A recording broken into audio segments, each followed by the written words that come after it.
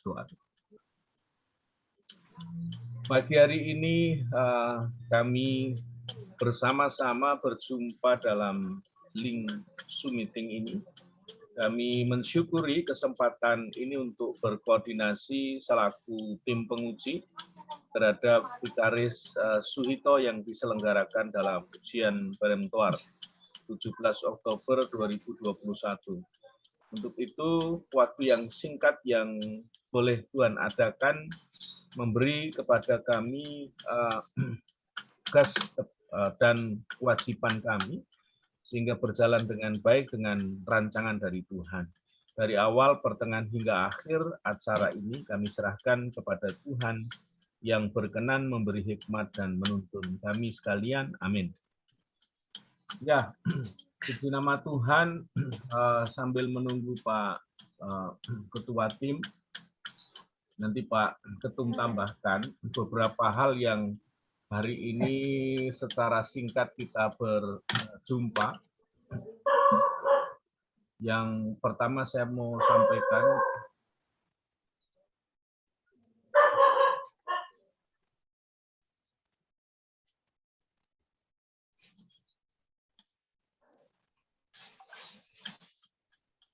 Bapak Ibu mohon izin share screen, apakah kelihatan?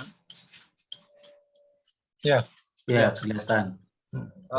Singkat saja, pelaksanaan dalam ujian perempuan 17 Oktober itu sesuai dengan tata laksana pasal 100 tentang TAP perempuan. Majelis Sinode telah menetapkan tanggal pelaksanaan ujian perempuan. Perempuan atau peremtoir, Pak Seku? Peremtoir tulisannya, peremtoir bacaannya, Pak Ketum. Oh, begitu ya. Oh ya, oke, terima kasih. Lanjut, tanggal 17 Oktober 2021. Majelis Sinode mengangkat tim penguji dengan surat keputusan minimal 1 bulan sebelum pelaksanaan ujian perempuan dilaksanakan. Majelis Jemaat setempat di Bekasi 3 mewartakan 2 hari Minggu berturut-turut dalam kebaktian minggu utama. Materi ujian ini yang Bapak Ibu hari ini ketemu, salah satunya adalah materi ujian dirumuskan dan ditetapkan oleh Majelis Sinode dengan tim penguji. Tim penguji memberikan rekomendasi bacaan kepada Vikaris dan memberikan sekitar 12 soal review, diberikan 1 bulan sebelum ujian. Pada saat ujian, tim penguji memberikan pertanyaan dari 12 review itu 6-7 soal dengan pertanyaan yang luas, misalnya kalimat tanya mengapa, agar Vikaris dapat memberi penjelasan sistematis dan landasan teologis dan praktis yang tepat. 5. Pelaksanaan peremtoar berlangsung saat kebaktian utama dimulai, dilanjutkan sesudah kebaktian dalam bentuk tanya jawab. Kemudian yang ke-6, tim penguji dalam melaksanakan penilaian dapat memperoleh masukan dari majelis jemaat setempat dan atau mentor. 7. Keputusan tim penguji bersifat final, tidak bisa diganggu-gugat. Hasil keputusan tim penguji diserahkan kepada Majelis Sinode untuk ditindaklanjuti. Berikut itu dasarnya yang sudah kemudian dibuat job desk-nya. Koordinasi hari ini dalam pelaksanaan ujian peremtoar Minggu 17 Oktober 2021. Pelaksanaan ujian setelah pembacaan SK. Ujian dalam bentuk ibadah dilanjut dalam bentuk 2, dalam ibadah dalam percakapan di depan jemaat. 1, Pak Pendeta Dr. Edison Oktoberlin Pasaribu, Ketua Tim Perangkat Anggota dengan mata ujian dogmatika. 2, Pak Pendeta Windolores Simorantir, Sarjana Teologi, Sekretaris Tim Penguji, merangkap anggota dengan mata ujian tata gereja. Bu Pendeta Indah Sriato, Nespak, anggota dengan mata ujian liturgika. Saya dengan mata ujian pastoral, dan Pak Pendeta Rehardian Desiala, SCA, anggota dengan mata ujian etika. Pelaksanaan ujian Dalam berkoordinasi, tim penguji bukan menguji akademisi, tetapi lebih kepada praktis dalam pelayanan di lingkup DKO dengan pertanyaan yang berkaitan dengan mata ujinya. Dogma, pastoral, etika, liturgika, tata gereja untuk efisiensinya. Kemudian durasi dalam setiap penanya 30 menit, jadi 2,5 jam selesai. Sifat pertanyaan penguji membangun vikaris dan mengedukasi seluruh jemaat. Jadi kalau pertanyaan vikaris tidak bisa menjawab tuntas, tim penguji atau si penanya akan menjelaskan tuntas ke vikaris dan jemaat. Penguji tidak diperkenankan bertanya ke vikaris yang bukan mata ujiannya. Kedua mentor telah memberikan penilaian lengkap. Kalau di Bali 1 mentor. Penilaian total perolehan dari rekomendasi ditambah dengan hasil ujian jabatan. Dress code tim penguji, pakaian jabatan, jas dengan clerical collar. Hasil ujian peremptor diumumkan setelah selesai perhitungan penilaian. Bapak Ibu, seperti biasa sistem penilaian dengan perhitungan jika tidak ada perubahan. Praktek rekomendasi mentor, kalau 2 mentor berarti masing-masing 20%, jumlahnya 40%. Pelayanan ibadah dalam praktek ibadah pada saat ujian 10%. Kemudian tim penguji 5 orang berarti masing-masing 10%. Ini yang kedua. Berikut.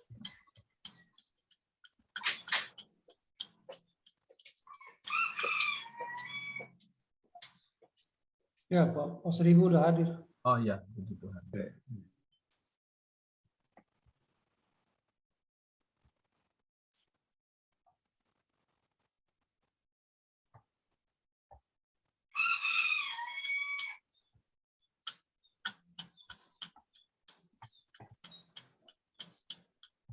Bapak Ibu mohon izin apa ini kelihatan?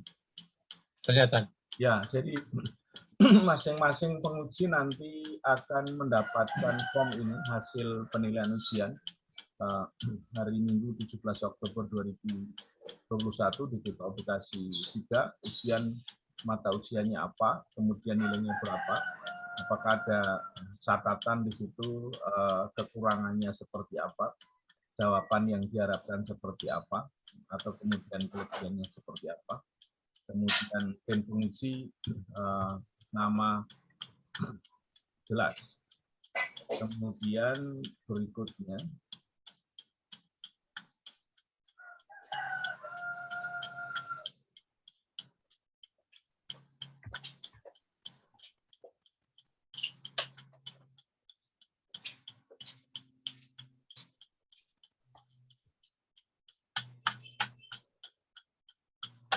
ini yang dipegang oleh Pak Ketua Tim dan Pak Sekretaris Tim, hasil penilaian ujian. Berarti sudah dikumpulkan 1, 2, 3, 4, liturgika, dogmatika, pastoral, tata dasar, tata laksana, dan etika. Kemudian nilai masing-masing dikumpulkan, keterangan, kemudian tim penguji, catatan di sini seperti apa, kemudian keterangan nilai ditandatangani oleh ketua tim penguji dan sekretaris tim penguji. Berikutnya harus ada masa depan. 13 tahun tuh Bapak pensiun. Nggak sebentar. Nggak lama. Bentar itu 13 tahun. Ini terus. Nggak mungkin. Dan ingat kita punya rumah. Gede-gede kita punya rumah. yang terakhir Pensiun nggak dapat lagi rumah. Nggak ada lagi rumah story begini. Itu saudara mau paling nggak 1. Nggak bisa pilih 1-1 per 3, paling nggak 1. Kalau nggak kalian lagi yang benci, siapa lagi? Udah? sebentar, berita acara Mau bikin apa itu? Foto yang dari itu nggak ada. Nggak tahu itu mana. Ya, ini yang terakhir. Teleponnya hilang. Mau dicicil. Nggak ada dicicil. Kami yang bertanda tangan di WN dan lain sebagainya, kemudian ini seluruh tim penguji dengan tim penguji sebagai berikut, Kamu sekarang udah bisa. kemudian menyatakan Memang ini lambat-lambat di- keterangannya lulus, tidak lulus, Kalau saya tulis betul. lulus bersyarat. Buat pengalaman Kemudian masing-masing tanda tangan dan ini yang diserahkan ke sih. Ada keringanan dan itu yang majelis sinode. istirahat satu hari. Ya, itu saja yang disampaikan. Barangkali ada pertanyaan yang baru, Pak Pendeta Riyadian, Pak Pendeta Dolores Simorangkir, terima kasih kesediaan waktunya. Barangkali ada pertanyaan. Apakah ada pertemuan lanjutan, karena hari ini berarti sesuai dengan ketentuan setiap tim penguji akan mengirimkan rekomendasi buku bacaan kepada Pak Suwito. Kemudian kenapa Pak Ketum nanti akan jelaskan 12 pertanyaan itu diberikan juga untuk dimungkinkan nanti dipelajari dengan baik, karena satu pertanyaan mengapa itu jawabannya panjang, banyak, sistematis, kemudian dasar teologisnya juga lengkap, dan lain sebagainya. Lalu Pak Pendeta Edison pernah sampaikan kita perlu koordinasi mengenai apa, bukan hanya teknis seperti ini, apakah berikutnya perlu untuk materi karena dirumuskan bersama dengan majelis ini. Terima kasih Pak Ketum, barangkali ada tambahan. Ya, terima kasih untuk rekan-rekan yang bersedia untuk melaksanakan tanggung jawab gerejawi dalam rangka ujian perentuan. Saya perlu menekankan kembali bahwa selama waktu yang lalu ujiannya itu tanpa kisi-kisi. Nah, kali ini kita menggunakan kisi-kisi. Jadi sudah 2 kali, yang kemarin di Tangerang itu Vikaris Radot. Kenapa kita menggunakan kisi-kisi? Karena yang kita hadapi seringkali Vikaris tidak fokus dalam menjawab. Misalnya saja mengenai tata gereja atau tata dasar dan tata laksana. Kita suruh dia baca semuanya, dia bingung. Pada waktu ditanya, dia tidak sanggup untuk menghafal dari awal sampai akhir. Makanya kita berpikir dengan 12 kisi-kisi atau pertanyaan yang sudah disiapkan oleh tim penguji, kemudian dikirimkan kepada yang bersangkutan, maka dia punya waktu 1 bulan untuk mempersiapkan argumentasinya. Jadi dia betul-betul fokus kepada 12 pertanyaan yang disiapkan oleh tim penguji, walaupun nanti dalam ujian hanya 6 atau bahkan 7 pertanyaan saja yang ditanyakan. Dengan demikian separuhnya akan tidak ditanyakan. Tapi paling tidak dia sudah menguasai satu materi itu dengan 12 pertanyaan yang panjang itu, yang bersifat argumentasi. Jadi kita tidak tanya lagi soal definisi apa itu, tapi kita sudah mengarah kepada mengapa dan bagaimana. Yaitu pertimbangan, sehingga si Vikaris itu betul-betul dia konsentrasi dalam mempersiapkan diri untuk menjawab pertanyaan, karena dengan syarat ini maka tuntutan nilai pun harus 70 baru bisa lulus. Jadi itu alasan kenapa kita melakukan model seperti ini, yaitu teman-teman menyiapkan kisi-kisi, lalu kita berharap minggu depan, mungkin hari Selasa, kita udah bisa kirim kepada yang bersangkutan. Jadi Nah, mungkin bagi materi Pak Pendeta Rehardian mengenai etika ya. Benar, Pak. Ya, etika itu berarti kadangkala saya perhatikan banyak pertanyaan yang mirip pastoral, padahal kan etika kan berbeda dengan pastoral. Iya. Jadi ya tentunya kita dulu belajar itu menurut Verkail itu kan ada etika umum, etika kapita selecta, etika seksual, etika ekonomi dan lain-lain. Nah, mungkin fokusnya di etika pelayanan. Pak Sirkum izin. Ya, jadi Pakai itu izin saya potong kalau saya rencana pakai buku ini. buku apa? Tanggung jawab etis pelayan jemaat. Oh ya, boleh. Pokoknya mesti dibedakan itu kan kalau etika itu ada etiket. Etiket itu kan sopan santun. Kalau etika sendiri kan pengetahuan tentang moral. Tadi kan etis itu ya. Betul, Pak. Nah, lalu apa namanya ada estetika juga. Ya. Ya, seni di dalam melayani itu. Nah, karena itu ya kalau sudah tadi pakai apa berkaitan dengan pelayan jemaat, nah itu mungkin apakah dia punya buku seperti itu atau direkomendasi supaya dia beli. Lalu pertanyaannya dari situ dari bagian kita lain. Jadi saya melulu dengan itu. Juga sudah lupa sumber yang lain. Maaf, Pak, suaranya tidak jelas. Pertanyaannya jelas, dia cari sendiri. Ya? Maaf, tadi suaranya terpotong, Pak, nggak jelas. Oh begitu. Nah, sekarang jelas sekarang. Ya, sudah ya? Iya, Pak. Ya, jadi yang perlu diutamakan yaitu tadi yang disebutkan dalam buku itu, tetapi juga ada sumber-sumber lain yang bisa dipakai. Jadi tidak hanya melulu di dalam satu buku itu, tetapi juga dari beberapa sumber yang lain tergantung dari pertanyaan yang disampaikan. Jadi kita berharap minggu depan itu beliau sudah dapat 12 pertanyaan itu, ya mengenai etika misalnya.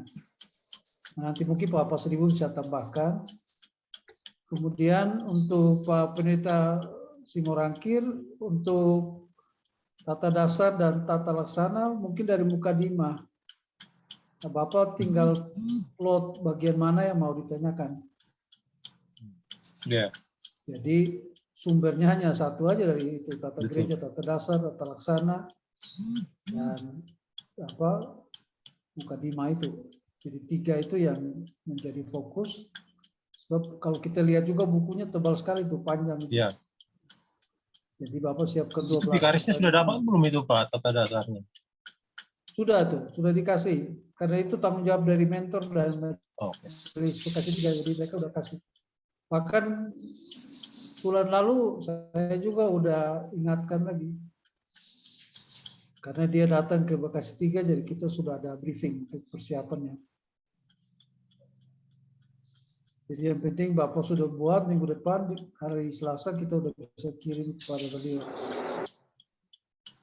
Nah mungkin Ibu Indah yang liturgika, Ibu Indah liturgika ya? Ya, ya Bu. Nah, Ya Pak. itu yang mungkin tidak hanya khotbah tetapi juga bicara tentang tata ruang, kemudian perlengkapan ibadah, ya, termasuk pujian dan musik. Jadi itu masuk ke dalam liturgika. Dulu kita pakai istilah homiletika, hanya khotbah doang, tapi sekarang kan kita lihat secara menyeluruh. Boleh ulang lagi, kira, boleh Pak ulang lagi khotbah, tata ibadah, apalagi ya, khotbah, tata ibadah, tata ruang, terus perlengkapan ibadah, perlengkapan ibadah itu kayak sekolah, Iya, oke. ya, kain mimbar, lalu musik dan lagu ya, lagu kan itu kan semua menjadi satu ikatan. Iya, oke. Ya, jadi apa namanya, liturgika itu tidak hanya khotbah tapi semua unsur dalam ibadah itu di cover di situ. Ya, saya kira itu ya mungkin kalau Pak Seribu kemarin udah ikuti, jadi tidak terlalu apa namanya ditambahkan lagi penjelasannya. Nanti Pak Sekum juga saya kira kemarin sudah ikut juga. Mungkin Pak Seribu bisa tambahkan masukan bagi teman-teman. Terima kasih. Ya, terima kasih Pak. Pak Ketum. Ya. Pertama, terima kasih untuk kepercayaan yang masih terus diberikan untuk ikut menguji. Kedua, kegiatan ini kan sudah kesekian kalinya, jadi bukan yang pertama kalinya, jadi kita harapkan ya sudah bisa berjalan lancar. Hanya tadi Pak Ketum bilang ada beberapa teman yang mungkin baru ikut ya. Kalau Pak Simorangkir mungkin sudah sering gitu, Pak menguji. Lumayan. Sudah. Pak Rehardian udah ya? Sudah, Pak. Hari juga udah pernah. Tidak ada masalah. Hanya mungkin kita semakin semakin dioptimalkan supaya semakin baik. Tadi Pak Ketum juga penekanan bahwa kalau dulu terkesan ujian ini memang menguji betul-betul sifatnya akademis betul. Jadi kayak menguji sidang skripsi atau apa gitu, sehingga akhirnya yang muncul itu ketegangan kan, bukan kesantaian, karena prinsipnya kan vikaris kita sudah 2 tahun praktek lapangan, jadi sebetulnya prinsipnya kita bukan menguji tetapi membekali ya. Rohnya sebetulnya bukan menguji, membekali. Karena itu kalau gereja-gereja besar biasanya sebelum mereka ditugaskan sebagai vikaris, ada pembekalan pertama. Supaya mereka ketika turun vikaris itu apa yang mereka lakukan. Di samping mereka juga ada semacam ujiannya juga. Kemudian waktu mereka menjalani masa praktek, ada lagi pembekalan kedua. Kemudian sebelum mereka ditahbiskan, ada pembekalan ketiga. Nah, jadi arahnya sebetulnya ke sana, melengkapi calon pelayan itu ketika dia menjadi pendeta itu sudah lengkap. Nah, jadi kita belum ke sana. Nah, sehingga walaupun ini namanya ujian premtoir, tapi kita harapkan ini sebetulnya pembekalan untuk supaya dia semakin diperlengkapi. Gitu. Nah, jadi ini yang saya harapkan, sehingga kita tidak tegang, karena kita memang membekali. Enak, isinya enak.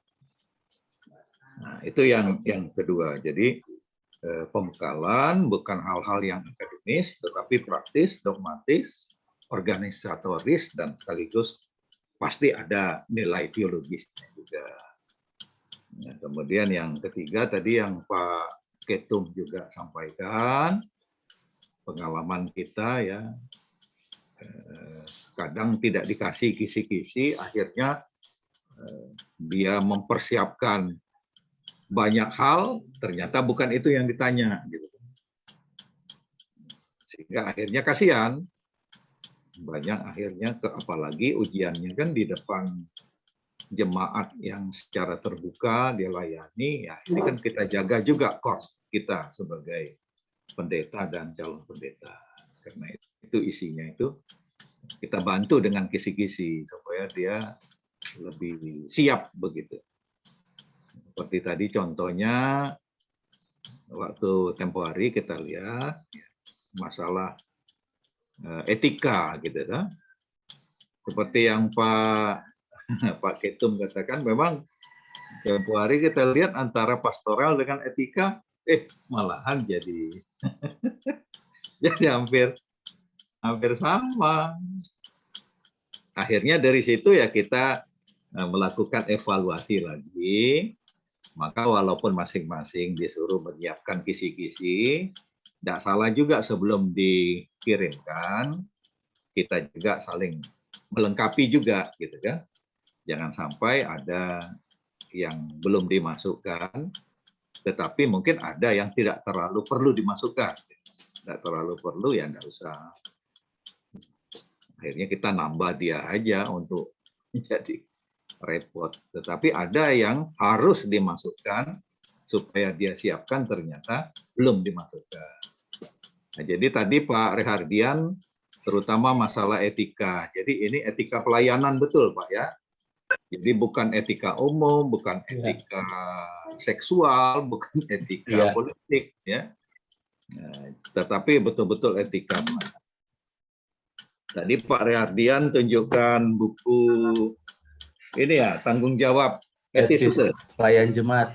Ya, tanggung jawab pelayan jemaat ini juga mengarah ke pastoral, Pak, etika pastoral. Ya, tekanannya ada jadi mungkin pastoralnya. beberapa poin aja Bapak ambil di sana. Betul, Pak. Karena ini etika pastoral. Kalau bisa Bapak lengkapi dengan buku ini. Ini etika pelayan gereja. Etika pelayan gereja, Pak ya. Oh ya, baik. Ya, ini tolong dibaca. Ini lebih banyak. Si Carter ya. Ya. Karena peran moral dan tanggung jawab etis pelayan gereja, termasuk penguatan spiritual, ya, dan majelis gereja yang melayani. Jadi mungkin ini beberapa hal. Karena kalau yang tadi Bapak tunjukkan itu masih ke arah etika pastoral. Dia bukan ke etika moral ya. Nah, jadi tolong ini Bapak baca supaya dia semakin dilengkapi. Ada beberapa buku baik. Ini untuk Pak Rehardian. Kita sekali lagi saling melengkapi Pak ya. Nah, kalau Pak Simorangkir, jelas lah udah mantap itu tata dasar. Cuman ada pertanyaan nih Pak Ketua. Ya. Di MPLS kemarin, nama Pikaris ini disebut-sebut karena di tata dasar kita itu penerimaan suara Pikaris itu kan 35 tahun. Ya kan Pak? Nah, jangan sampai nanti pekerjaan tim penguji ini jadi sia-sia oleh karena tersandung di tata dasar itu. Nah, ada nggak rumusan yang kita pegang, khususnya saya, sehingga kalaupun Pikaris ini lulus, ada orang yang mendebatnya, maka saya yang maju menjawabnya, kira-kira gitu. Nah, kedua, saya mau menyampaikan kepada kita tim penguji ini bahwa selain dari yang disampaikan Pak Pasaribu tadi, tim penguji ini adalah mempersiapkan calon pendeta yang dapat menjawab visi misi gereja itu. Jadi ini sebenarnya sangat menentukan maju tidaknya sebuah gereja melalui tim penguji. Jadi kita berharap jangan sampai terjadi kegagalan di pengetahuan dan kegagalan di lapangan setelah lulus dalam ujian. Gitu. Nah, kemudian yang ketiga, saya mengajak kita tim penguji ini selalu melakukan terobosan dan pembaruan yang semua bentuk kisi-kisi pun itu nanti yang mau kita sampaikan itu bukanlah kisi-kisi yang sudah terjadi beberapa waktu yang lalu terhadap para pikaris-pikaris. Sehingga para pikaris-pikaris ini sering sudah dapat bocoran dari para pendahulunya untuk duduk di meja, jadi di kursi pengujian perempuan itu untuk hanya sekedar lulus. Saya setuju lebih baik kita meminta pendapat, tanggapan, argumentasi dari seorang vikaris tentang gereja kita. Misalnya, kalau saya di tata dasar dan di tata gereja itu, saya akan minta ketegasan dari dia bila misalnya apakah di persidangan, apakah di dalam perekrutan, apakah di dalam pendewasaan jemaat, dan macam-macam. Jadi sehingga tidak melulu dia bermain di hafalan, tapi di dalam pemaknaan setiap butir-butir ataupun pasal-pasal kalau di sekitar tata dasar dan tata gereja. Yang terakhir, Bapak, Ibu, tim penguji yang terkasih, tolong kita mendapatkan CV dari yang bersangkutan mulai dari baptisnya, CD-nya, nikahnya, dan keluarganya. Dan sekaligus kalau ada pengalaman-pengalaman pelayanannya, selain di vikaris itu apakah pernah di penjara, di pelabuhan, di pesawat, di mana-mana ada pelayanan, supaya kita juga bisa menyemangati dia dari berbagai data-data yang dikirimkan. Dan yang terakhir, kalau kita akan mengirimkan kisi-kisi minggu depan, kita juga mengharapkan bahan khotbahnya itu 2 minggu. 2 minggu sebelum tanggal 17 atau seminggu sebelum tanggal 17, tim penguji sudah mendapatkannya.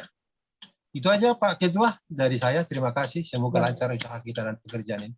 Terima kasih. Baik, terima kasih. Yang pertama mengenai Usia. Batas usia Ya. seorang vikaris, memang di tata laksana kita disebutkan 35 tahun. Nah, berbeda dengan kondisi yang dialami oleh vikaris Suhito. Ya. Di MS itu dibuat keputusan. Jadi berdasarkan maksimal bahwa dengan mempertimbangkan Pak Suhito ini dulu penginjil di GKO, waktu saya masih merangkir, masih di PS dulu. Ingat. Beliau pernah menjalani jabatan sebagai penginjil di GKO selama 1 tahun. Kedua, bahwa setelah beliau di Bali, beliau berinisiatif untuk memulai pos pelayanan GKO. Jadi, beliau mengumpulkan umat di sana dan ternyata mendapat sambutan di samping ada jemaat kita yang dari GKO Bekai 1, yaitu keluarga Lahalo yang menjadi pendukung, dan juga keluarga Tiko 5, mantan sekretaris Majelis Bekai 1. Dua keluarga itu menopang dia sehingga terbentuklah pos pelayanan dan Bekasi 3 yang menjadi induk. Jadi setelah Bekasi 3 meresmikan pos pelayanan itu menjadi induk, baru kemudian vikaris baru Pak Suhito ini melamar menjadi calon pendeta di GKO atau vikaris. Jadi MS melihat bahwa alasannya karena dia membuktikan dia bisa memulai sebuah jemaat baru, sehingga kemudian kita merujuk kepada pengalaman masa lalu.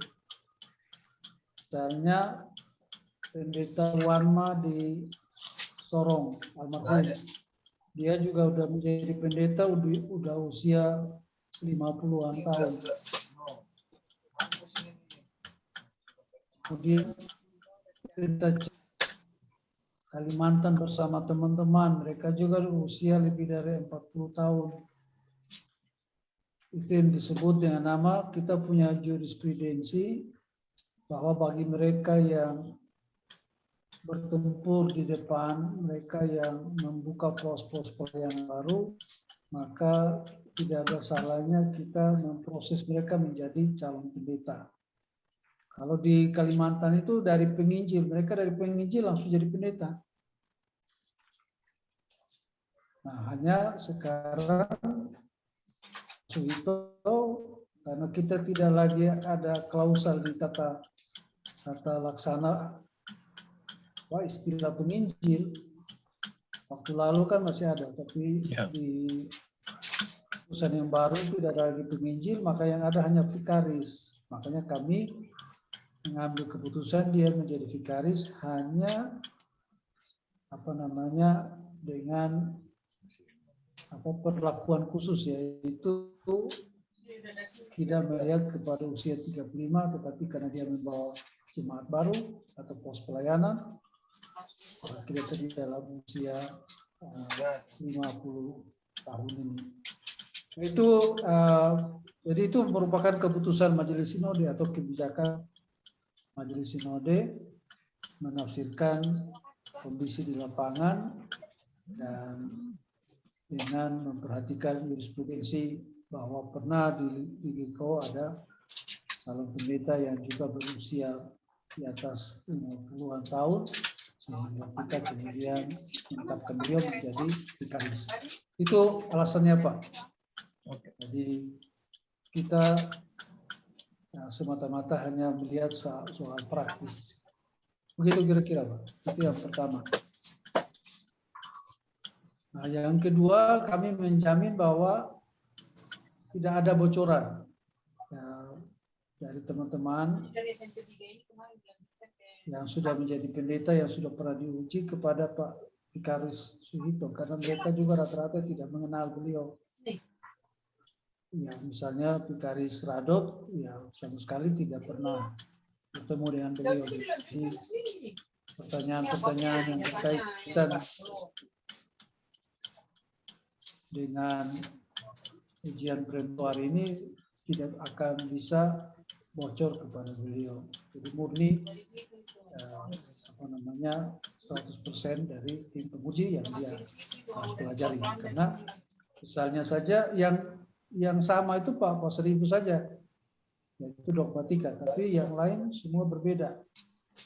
Pak Yoga dulu pertanyaannya berkaitan dengan tata dasar dan tata laksana atau vikaris Radot. Ibu Indah dulu mentor, dia nanya. Pak Rehardian baru lagi, jadi berarti yang berturut-turut hanya Pak Pendeta Pasar Ibu saja, tapi tidak mungkin Pak Radot bisa sampaikan kepada Pak Suhito karena dia juga tidak kenal gitu. Jadi kita jamin bahwa tidak akan ada bocoran. Mungkin dulu iya, tapi sekarang sudah aman. Ya.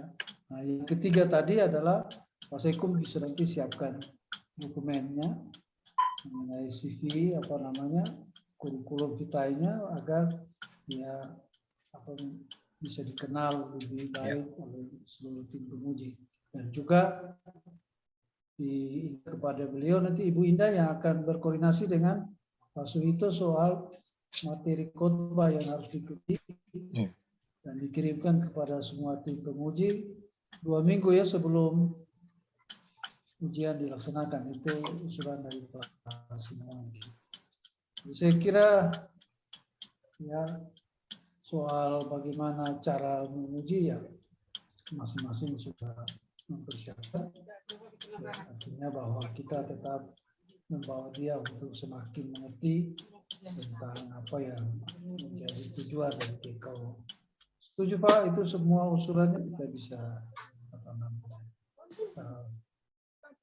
tampung untuk lebih baik lagi. Ya, Pak ada Ketua. yang mau tambah? Ya, Pak Ketua. Maksud saya tim penguji ini kan memberikan arah kepada yang diuji dengan mempersiapkan 12 kisi-kisi itu. Saya yakin tidak akan meleset dari 12 kisi-kisi itulah yang akan kita tanya kepada vikarisnya. Saya yakin itu. Namun bila yang sudah diberikan kisi-kisi ini di bawah 50%, tidak dikuasai atau yang dikuasai tidak memenuhi standar. Yang tadi Bapak bilang ada 70 berapa? 70 ya Pak? Ya kan? Nah, bagaimana Pak? Sudah dijamin nggak ini kisi-kisi ini semua membuat kita tim penguji ini berbesar hati, bersyukur, berterima kasih bahwa yang diuji ini ya kita berharap 90-an nilainya gitu. Tapi kalau meleset, apakah ada usaha lain kita? Itu maksud saya. Ya, jadi pengalaman kemarin Pak Radot itu Pak Sekum berapa dia nilainya? 84. 84 kalau enggak. 80-an ya? 84. 84. Jadi itu salah satu indikator bahwa ternyata dengan kisi-kisi itu penguasaan dia lebih bagus. Penjelasannya lebih bagus dibanding dengan kalau tidak ada kisi-kisi. Seperti Bapak Seribu bilang tadi, ya dia siapkan begitu banyak, atau yang ditanyakan bukan itu. Ya itu dia. Jadi dengan harapan kisi-kisi ini memang panduan nilainya lebih baik. Iya. Tapi kalaupun misalnya kurang dikit, maka kan ada di situ beberapa sistem penilaian, ya kan, ada lulus dengan syarat atau tidak lulus.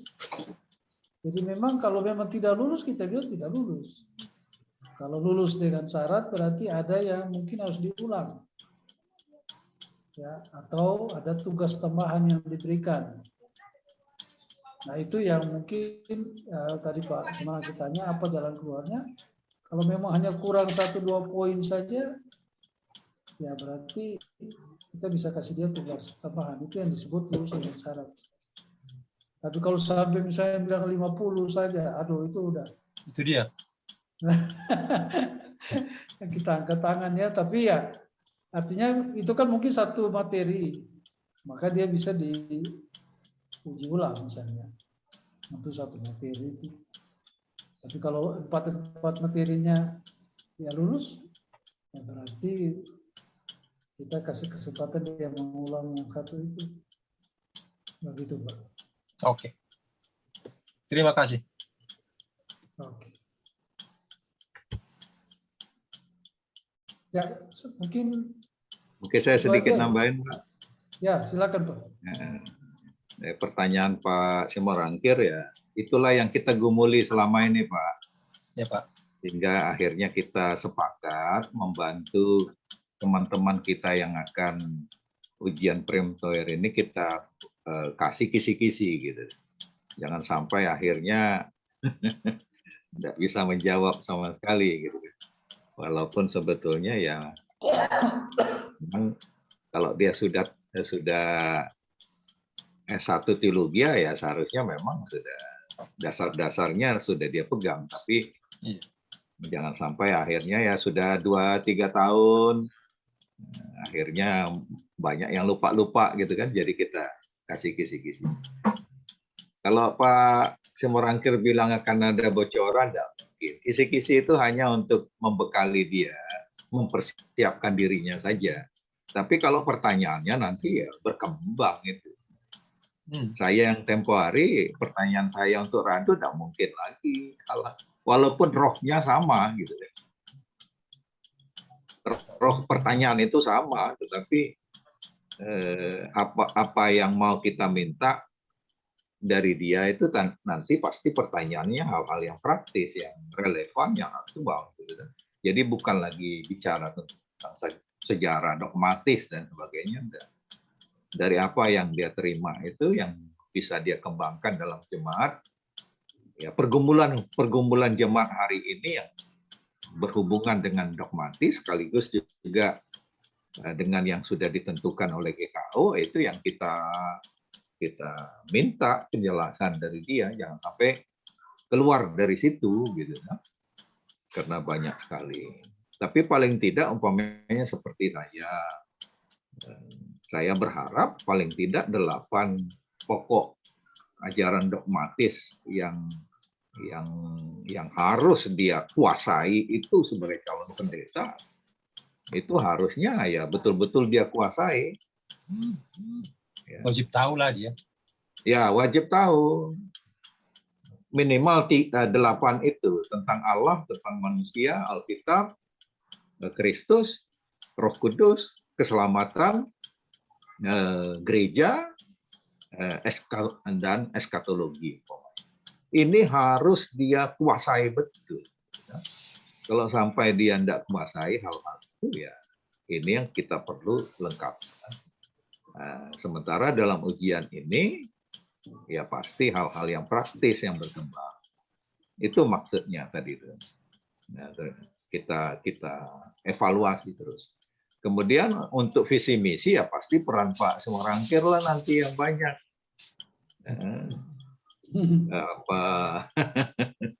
Yang akan membongkar dia tentang apa yang dia tahu tentang visi misi GKO, karena itu letaknya nanti di tata dasar tata laksana. Kami membekali dari dogmatisnya, Pak Rehardian dari segi etikanya, dan beberapa teman yang lain dari pastoral, dan Ibu ini dari liturgi ya. Nah, ini kita saling melengkapi. Ya. Senang. Kemudian untuk Ibu Indah, ini saya juga ini orangnya belum muncul, ini lagi makan apa? Nah, Ibu Indah juga masa liturgi ini kan, ini harus dibekali betul. Kan banyak sekali buku-buku. Tempo hari dari Pak Ketum saya lihat itu yang perlu terus dikembangkan tentang liturgi. Yang pasti kan yang kita lihat unsur-unsur liturgia itu yang banyak dari teman-teman sudah memimpin ibadah, tetapi kadang-kadang mereka tidak paham itu mengapa sampai unsur-unsur liturgia itu kok ada beberapa yang mutlak harus ada, beberapa hal yang bisa tidak dimasukkan dalam sebuah liturgi. Itu juga perlu disiapkan alasan kalau jemaat bertanya. Malah ada yang bilang liturgi biasa, liturgi singkat, ibadah biasa, ibadah singkat. Nah, ini maksudnya apa gitu kan? Apakah kalau ibadah singkat itu cukup hanya nyanyi, berdoa, ada renungan, selesai? Nah, kalau ibadah yang lain bagaimana? Jadi kalau ibadah singkat itu berarti ada beberapa unsur liturgia yang bisa dibuang, gitu, yang bisa tidak dipakai. Gitu. Nah, jadi yang mutlak harus dipakai apa? Yang seperti ini kan perlu ada pegangan yang kuat bagi calon. Jadi seperti Bu Indah umpamanya mungkin buku-buku unsur-unsur liturgia, pembimbing ke dalam sejarah liturgi, kemudian hari raya liturgi, kemudian Alkitab dan liturgi. Ini tolong disiapkan semua. Paling tidak ada 4 buku ini. Nah, untuk Ibu Indah supaya kita bisa saling melengkapi. Sehingga selesai dia dilengkapi, yang kurang dia bisa lebih dapat dengan beberapa catatan. Dan yang terakhir tadi Pak Simorangkir juga punya beban, jangan sampai ada yang tidak lulus gitu kan. Saya juga sama Pak Simorangkir. Di penguji itu mesti meluluskan. Ya, dia sudah praktek 2 tahun, tidak ada masalah kan. Masa hanya gara-gara ujian kita jadi dia tidak lulus. Ini kan ujian ini sebetulnya saya katakan bukan satu-satunya yang menentukan. Malah ini sebetulnya sifatnya pembekalan karena dia sudah lulus. Jadi jangan sampai lah. Karena itu mari kita bantulah dia. Pertanyaan-pertanyaan yang sifatnya membantu, juga jangan yang menjebak gitu. Menjerumuskan atau yang menjatuhkan gitu kan. Tetapi yang menolong dia. sehingga dia semangat. Harus lulus lah Pak. Kalau terlalu juga ya paling kita beri catatan, ya mengulang dengan catatan lah, lulus dengan catatan gitu aja lah. Tapi yang pasti anak jemaatnya Pak Simorangkir, oke lah Pak Radut. Mantap itu Pak Simorangkir. Bagus itu. Iya. Si Radot. Iya Radut, senang kita lihat. Walaupun masalah menjawab aja cepat-cepat, sehingga kadang-kadang. Jadi kalau jemaat biasa sulit menang. Itu yang kita ingatkan. Tolong nanti kalau sudah berjemaat lebih lambat-lambat, lebih pelan-pelan gitu kan, jangan keburu-buru. Mungkin saking ininya mau cepat-cepat ya, akhirnya banyak kata-kata yang tidak bisa ketangkap gitu kan. Walaupun kita bisa dapat maksudnya ini ya sudah. Oke, mungkin nih dari saya. Pak, ada tambahan Pak Ketua. Ya. Apakah kisi-kisi ini dikirimkan oleh sinode atau vikarisnya yang menghubungi kita? Nanti Bapak kirim ke Pak Sekum ya nanti. Pak Sekum. Okay. Baik. Itu aja. Makasih Pak. Oke. Ada lagi yang lain sebelum kita tutup? Baik, dari saya Ya. usulan saja. Dan tentang ibadah. Lagi diperhadapkan dengan sekarang kan ada unsur ibadah yang konvensional, tradisional, kemudian diperhadapkan dengan situasional pandemi, sehingga harus menggunakan Zoom dan semuanya streaming. Karena ada pemahaman liar yang berkembang di umat itu, bahwa ada semacam peneguhan buat mereka yang mengelas ke gereja. Ternyata ibadah di rumah juga bisa gitu kan. Nah, jadi bagaimana kajian teologisnya, karena suatu saat juga kita pasti akan ke gereja juga secara gedung gitu. Paling itu aja sih Pak Pendeta, Ibu Pendeta, terima kasih. Itu tema tersendiri lah nanti Pak. Nah kan memperlengkapi dia akan jadi pendeta, bagaimana dia menyelenggarakan ibadah itu. Itu dari pikirannya. Itu menurut saya titipan lah itu untuk MS supaya percakapan kita itu nanti. Memang diberikannya soal ibadah di satu tempat atau berpindah-pindah tempat ya. Kayak bangsa Israel kan sebelum punya tempat di Yerusalem, mereka berpindah-pindah. Kemah sembayangnya berpindah-pindah, diangkat-angkat terus. Ya. Jadi orang juga bisa punya alasan tidak harus terus di satu gereja gitu, bisa juga dari rumah. Oke, itu Jemaat mula-mula juga dari rumah ke rumah kok. Dari rumah ke rumah juga. Iya. Jemaat mula-mula kan dari rumah ke rumah. Iya. Baik gitu. Oke. Terima kasih mungkin itu masukannya dari buat Dilihat saya. kita akan bahas khusus itu ya. Ya. Ibu Indah masih bersama kita atau angkat tangan dari tadi? Lo itu di bank Pak, nggak salah sama majelis. Ada harus mau besok ke bank, kalau nggak salah tadi bilangnya. Ya. Oke. Berarti yang kita ini beliau tangkap itu nanti. Ada rekamannya nih Pak Ada Pendeta. rekaman. Ada rekaman. Oh iya. Oke, Pak Sekum begitu. Ya, Cukup Pak. Ya. mohon kesediaan menutup pertemuan kita Pak Pendeta Dolores Simorangkir. Baik, mari kita berdoa. Bersama tim penguji Tuhan, untuk saudara kami Vikaris Subito, kembali menaikkan hormat puji syukur terima kasih kepadamu. Di jam pertemuan kami telah membicarakan secara mendasar dan secara teknis kegiatan yang akan kami lakukan di tanggal 17 Oktober. Maka dari kesempatan ini kami memohon kepadamu Tuhan, agar tim penguji Tuhan berikan kekuatan kesehatan, hikmat daripadamu.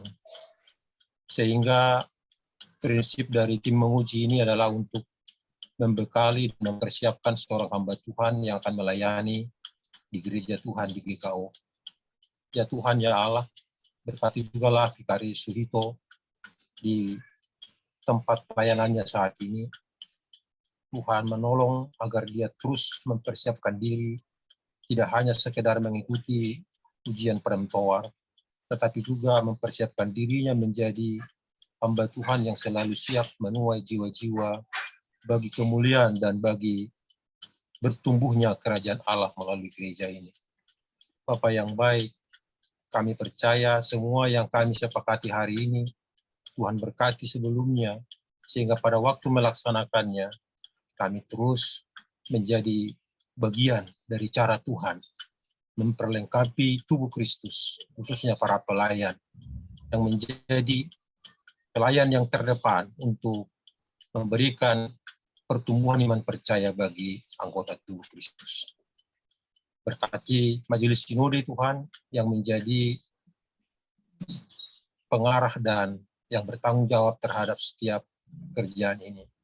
Sehingga dengan sebuah kerjasama yang baik dan yang harmonis ini, maka kemajuan dan pertumbuhan gereja ada di dalam tanggung jawab kami bersama. Inilah doa dan permohonan kami Bapa yang kami naikkan kepadamu hanya di dalam nama Yesus Kristus, Tuhan dan Juru Selamat kami yang hidup. Amin. Amin. Amin. Tuhan. Terima kasih. Terima kasih Pak banyak, Seko, Pak. Pak Pertas, Terima Pak Saribu, kasih. Pak Tanda, Pak Surakir.